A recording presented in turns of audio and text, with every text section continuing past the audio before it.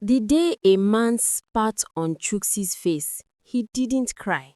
He just wiped it with the back of his hand and kept stitching the torn sandal in front of him.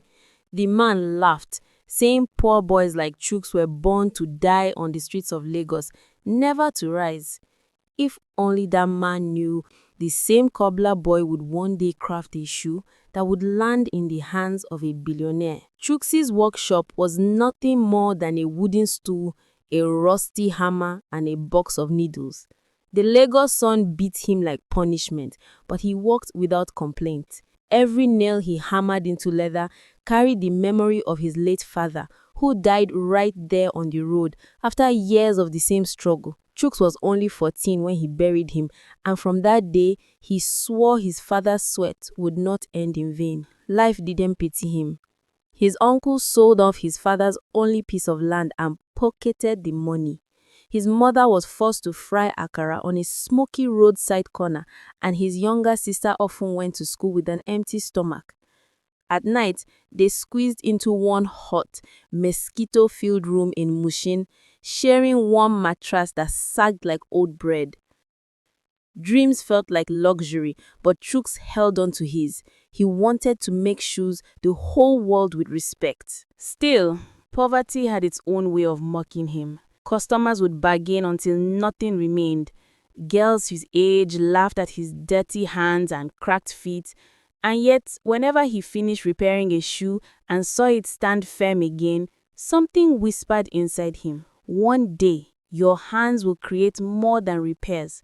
One day, they will create history. But Chuks didn't know his biggest test and his biggest blessing was coming soon. The first time Chuks tried to sell one of his own designs, the buyer laughed at him.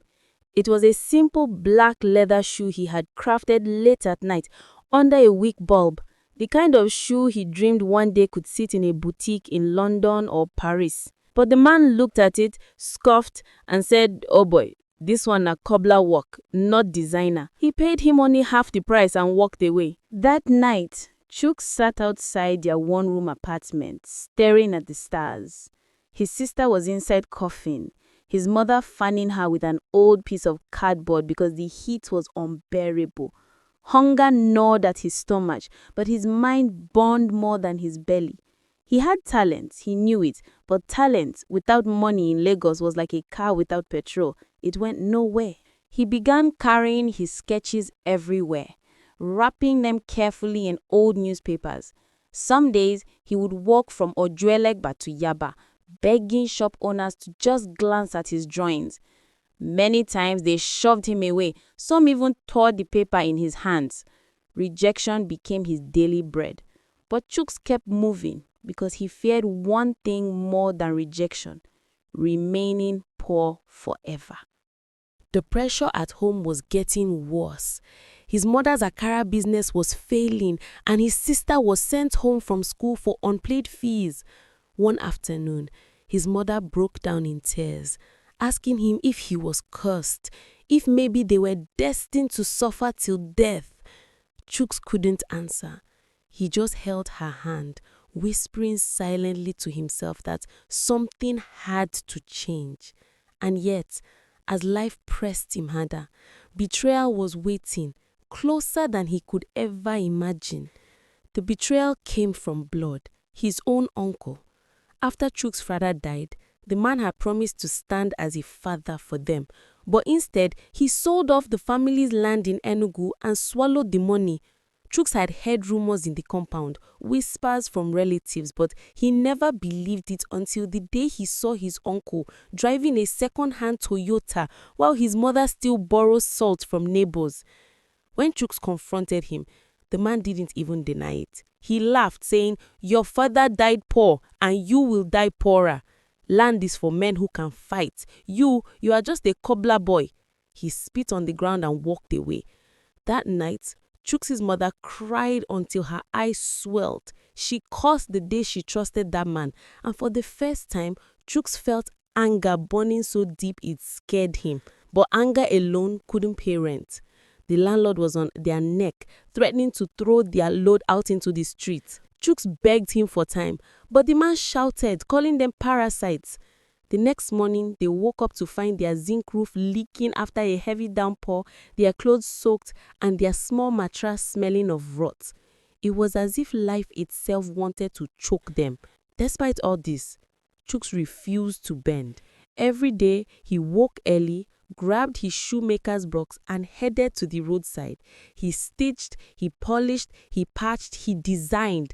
Each time a car splashed water on him, each time a customer insulted his price, each time hunger twisted his stomach, he reminded himself of one thing. One day, people will line up to buy shoes with his name on them. But before that day came, the streets of Lagos were testing with something darker than poverty. Chuks was no stranger to hunger, but there were days when it turned into pure humiliation.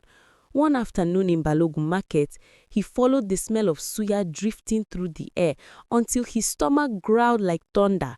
He counted the coins in his pocket, just enough for one stick. But when he stretched his hand to buy, the seller looked at his torn shirt and laughed, asking if he had the money or if he just wanted to beg. People around chuckled and Chuks felt his face burn. He dropped the coins on the table, grabbed the smallest stick and walked away as the laughter followed him. It was moments like this that made relationships impossible for him. Girls his age wanted boys who wore clean sneakers, not those who spent their days bent over dusty sandals. Once, a girl he admired told him plainly that she couldn't be with a boy who smelled of glue and polish. That rejection stung worse than hunger. He went home that evening and locked himself inside, sketching shoes furiously, as if every line on the paper was a revenge against a world that mocked him. His mother noticed his drawings and smiled sadly. She told him, "Your father also had big dreams. Don't let this Lagos swallow yours." Her words stuck to his heart like glue. But dreams without money were like shoes without soles.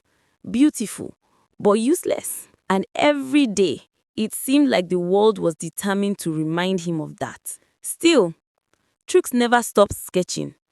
He believed his hands carried something valuable, something the world hadn't seen yet.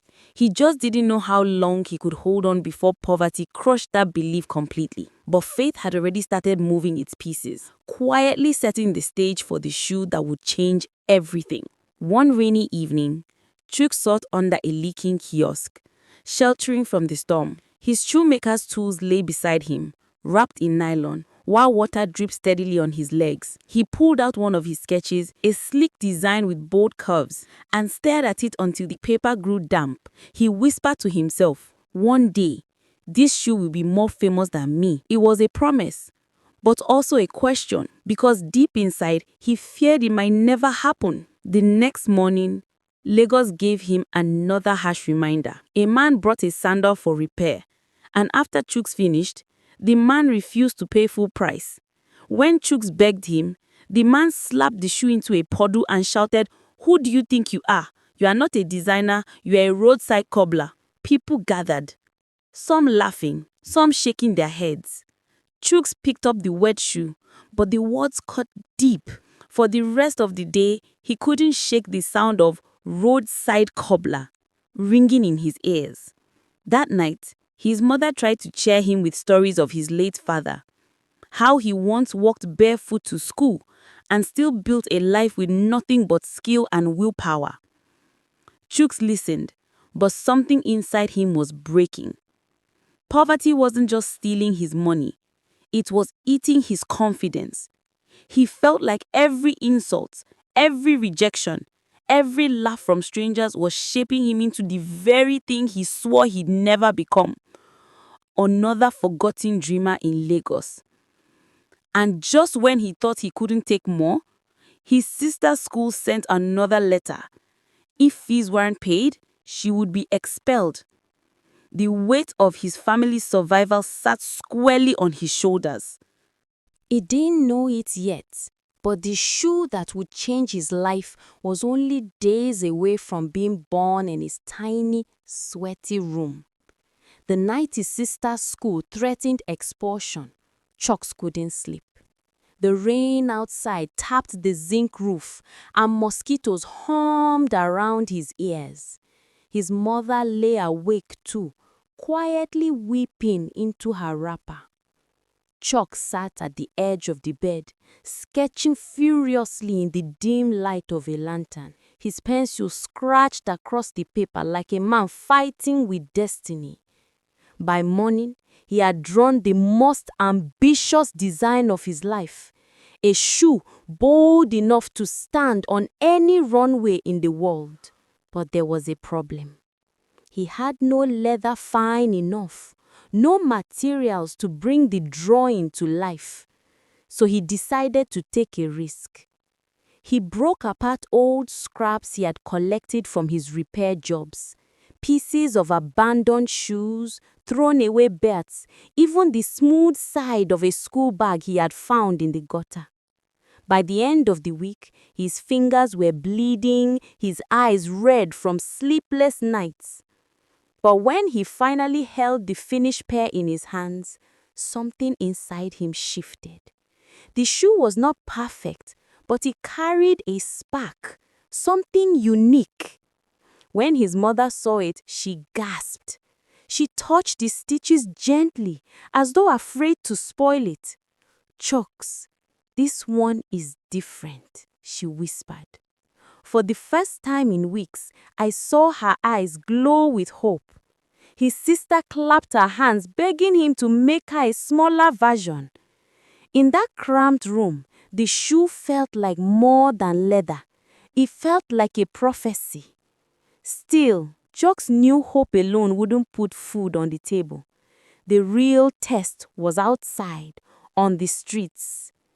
He wrapped the shoes carefully in nylon, ready to step out and face Lagos with something that was his, not borrowed, not repaired. But what he didn't know was that these very shoes were about to lead him into the hands of a man who could save him or destroy him. The next morning, Chuck set out with the shoes tucked under his arm. The streets of Lagos were already alive, buses honking, hawkers shouting, beggars stretching their hands for coins. He stood at a busy corner in Yaba, holding the shoes up like treasure, praying someone would stop.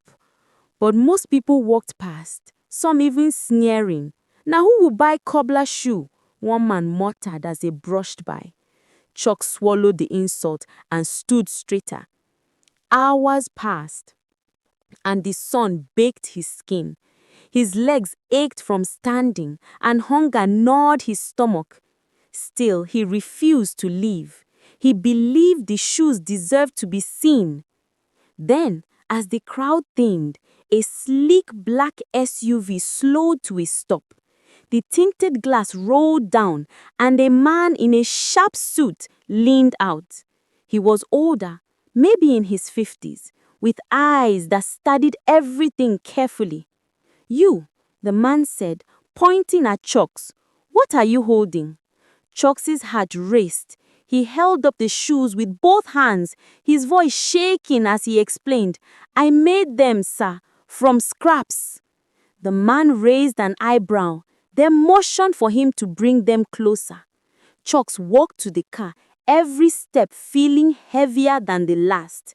He placed the shoes gently in the man's hands, watching as those sharp eyes inspected the stitches, the design, the balance.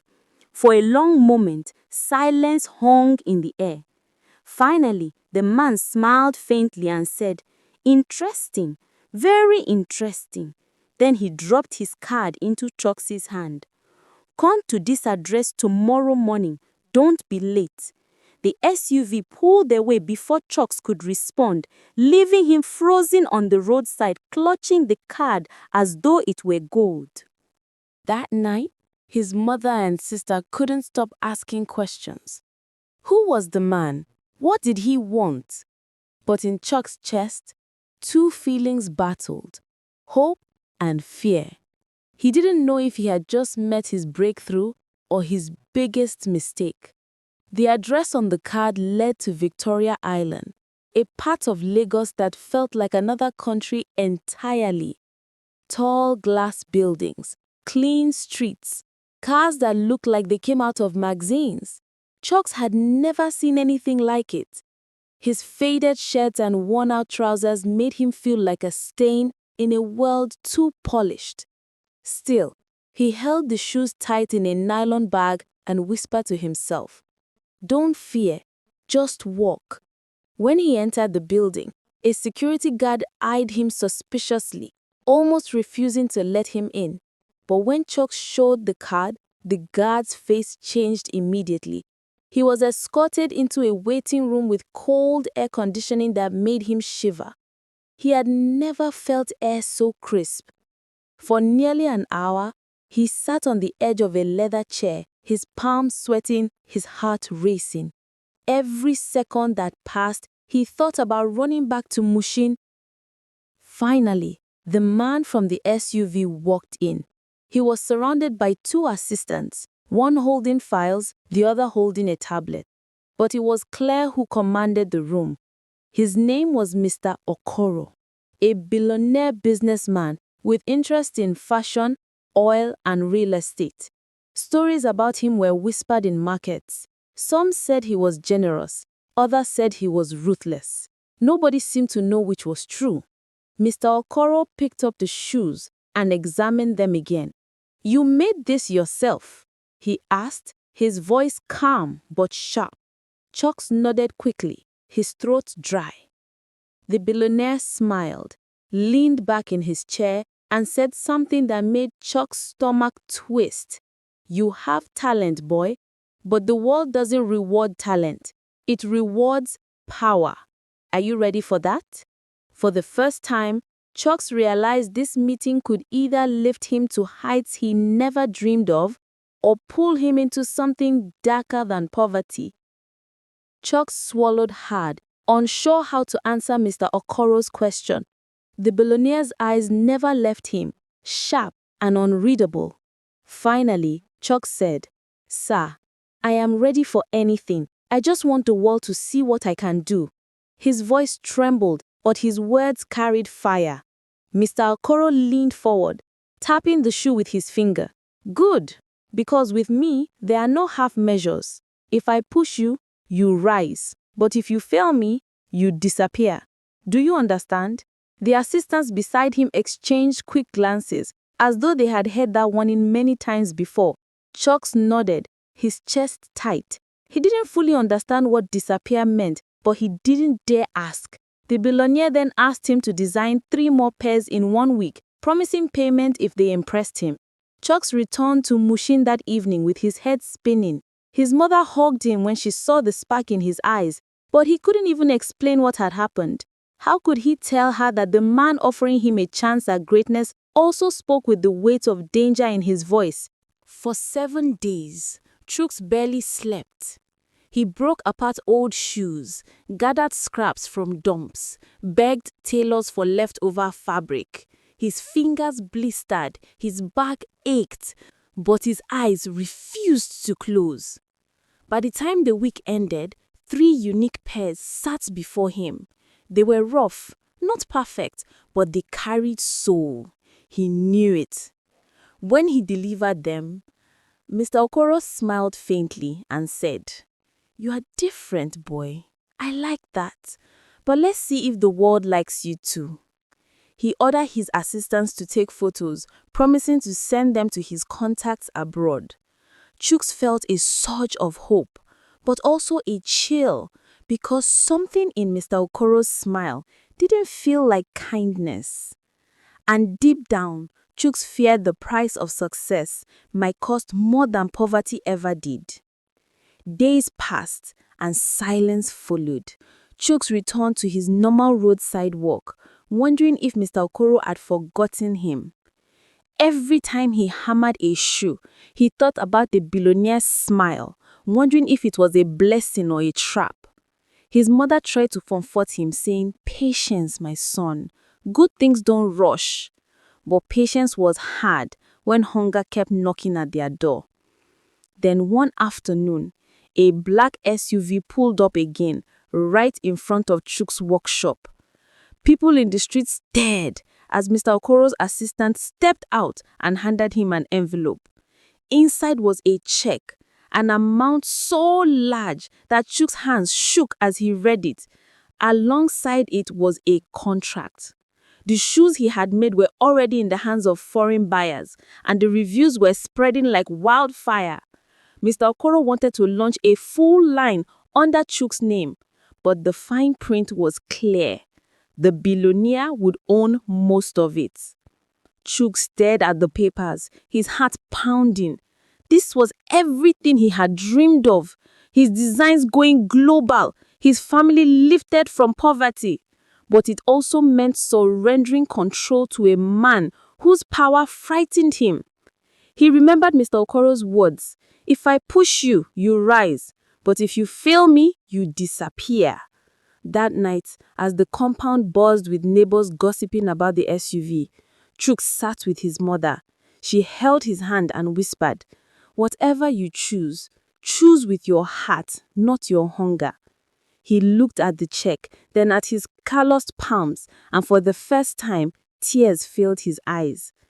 Not from pain, but from the weight of destiny pressing on him.